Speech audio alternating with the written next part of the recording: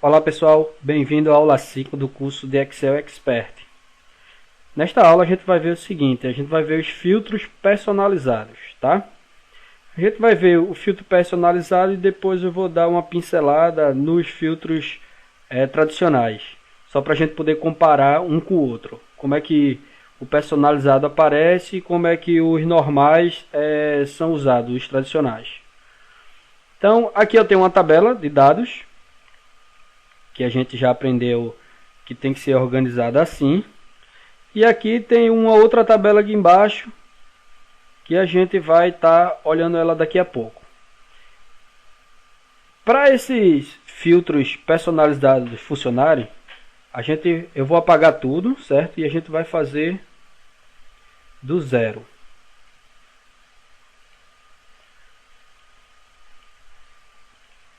A gente vai montar do zero. Então você tem lá a sua tabelinha e agora, Arthur, olha, eu estou querendo montar aqui os filtros personalizados que eu aprendi com o curso. Então, primeiramente você seleciona toda a tabela, inserir, tabela dinâmica. A tabela dinâmica, eu não vou me aprofundar em a tabela dinâmica porque isso é um assunto do próximo curso. Mas você vai inserir ou ela numa planilha nova ou numa planilha existente. Então, no caso, eu vou dizer que essa tabela dinâmica ela vai vir para cá. Vou escolher o nome, vou arrastar para, vou deixar o nome escolhido e vou arrastar a quantidade aqui para o total de valores. Pronto, está criado a minha tabelinha. Tá, mas cadê os filtros? Aqueles filtros avançados e personalizados. Então, para criar esses filtros, eu vou gerar um gráfico aqui.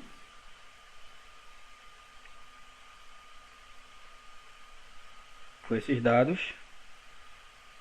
E agora, por que eu gerei o gráfico? Para a gente ver como é que o filtro vai se comportar junto com um gráfico dinâmico. Tá? Então, primeiramente eu tenho que clicar na minha tabela dinâmica. Então, aqui eu estou clicando fora, aqui eu estou clicando dentro. Então, quando eu seleciono ela aparece a caixa de combinação. Clicou aqui, você vem na parte de inserir, tá? Chegou a inserir, vai lá em segmentação de dados. Pronto, tá aqui nossos filtros personalizados. Então, qual é o primeiro filtro que eu quero criar? Eu vou criar um filtro chamado ano. Quero saber o que é que acontece no ano quando eu filtrar por ano. Então tá aqui meu filtro ano. A gente vai arrumar ele aqui.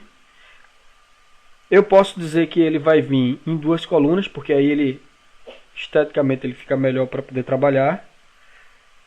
Também que eu tenho pouco espaço. Vou botar aqui bem legal aqui por ano, como se a gente estivesse criando um dashboard. Agora, eu clico de novo lá na minha tabela. Vou lá em inserir, segmentação. Eu quero clicar, na verdade, clicar em mês e saber quanto é que vai ter o mês. Sendo que também está muito grande aqui, ficou meio desorganizado. Então eu vou fazer 4 colunas. Então eu vou colocar o mês aqui. Opa! Vou colocar o mês nessa posição. Se eu diminuir mais, essa barra de rolagem ela desaparece. Na verdade é aumentar. Então é se aumentar, tá? Aumentando ela desaparece. E aqui eu vou botar mais um dashboardzinho aqui. Clico de novo na minha tabela. Inserir, segmentação. Então eu vou colocar aqui por nome. Tá aqui. Então tá aqui meus filtros avançados. Vamos ver como é que funciona eles. Cliquei meus filtrozinhos. Então eu tenho o alimentador do gráfico dinâmico e aqui eu tenho meus filtros. Então se eu clicar em 2014, ele só vai me dar que em 2014 o funcionário Cleidson teve uma quantidade de 47. Limpo o filtro, quero saber por mês. Fevereiro, Cleidson teve 5. Março, o aluno não teve Cleidson, mas o aluno teve 7. Dezembro. E aí eu não quero ver por mês, eu quero ver meu dado por aluno. Então, eu vou clicando aqui. E aí ele vai me dizendo... Inclusive ele vai mudando os outros filtros, dizendo qual é o mês que o Cleidson contribuiu aqui, ó. Todos esses meses. Já o Arthur, ó, só nesses 3 meses. Já o aluno, ó, só nesse primeiro mês. Conforme a minha tabela. E aí eu vou analisando todos os dados.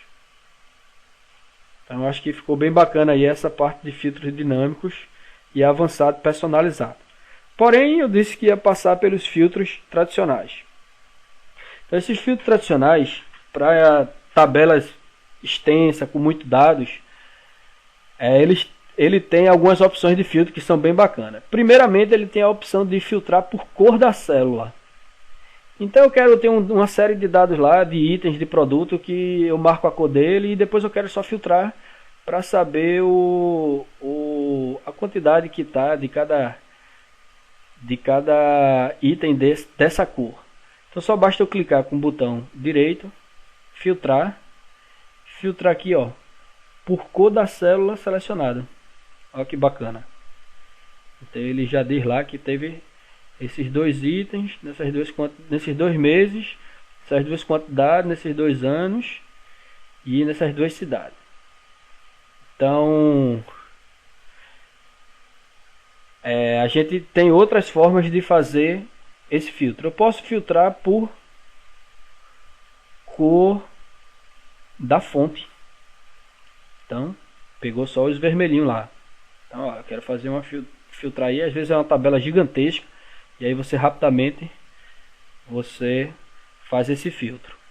E eu posso filtrar também por números repetidos, por valores repetidos. Então eu quero filtrar 4 aqui, ó. Clico no botão, filtrar por valor da célula. Então, que tem 4 aqui, ó. É impressionante porque tem muita gente que não sabe desse recurso. E é um recurso extremamente útil para você analisar dados, até mesmo você apresentando, você faz esse tipo de análise usando esse recurso e fica bem bacana. E também pode filtrar por ícone. Então eu botei um ícone em cada célula aqui. Esse ícone faz parte da aula de formatação condicional que a gente vai ver mais na frente. Então eu coloquei esses ícones e se eu quiser eu quero filtrar só os ícones triangulares aqui, ó. Vem aqui, filtrar por ícones. Então fez esse filtro aí bem bacana com os ícones, tá? Ctrl Z, né? Os atalhos lá que a gente aprendeu para desfazer. E é isso aí, pessoal. Eu acho que essa aula aí foi bem produtiva também, né?